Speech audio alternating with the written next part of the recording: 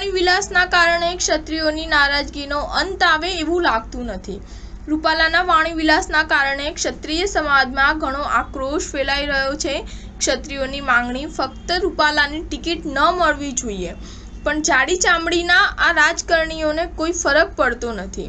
રાજકોટ સિવાય ઘણા શહેરો અને ગામડાઓમાં ઘણો બધો રોષ ફેલાયો છે। હવે આજે આપણે જે બધા ભેગા થયા છે એની અંદર આજે ખુશીની વાત છે કે આપણે રૂપાલાનો વિરોધ કરવાનો છે અને જે રવિવારના દિવસે જે રાજકોટમાં જે ડિસિઝન લેવાય એના માટે આપણે તૈયારી પૂરી કરવાની છે।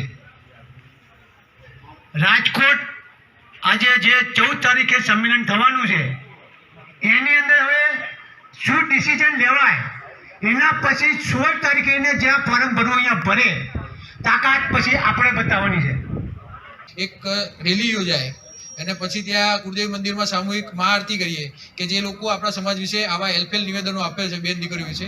તારીખ 11/4/2024 ને ગુરુવારના રોજ 9 કલાકે બાપા સીતારામની મઢુલી અંબિકાનગર મેઘાણીનગર ખાતે રાજકોટ લોકસભાના ભાજપના ઉમેદવાર અને કેન્દ્રીય મંત્રી પરસોત્તમ રૂપાલાએ રાજા રજવાડા વિરુદ્ધ કરેલા વાણી વિલાસ વિરુદ્ધ રાજપૂત સમાજના ચાલી રહેલા આંદોલન સંદર્ભે અસારવા મેઘાણીનગર ભાર્ગવ રોડ સમસ્ત ક્ષત્રિય સમાજ દ્વારા આગામી કાર્યક્રમ શું કરવા, કેવી રીતે કરવા એ અંગેની ચર્ચા કરવા માટે અગત્યની મીટિંગનું આયોજન કરવામાં આવ્યું છે।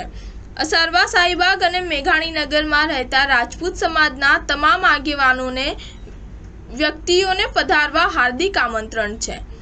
સ્ટાર ન્યૂઝ 7 હંમેશા સચ્ચાઈની સાથે।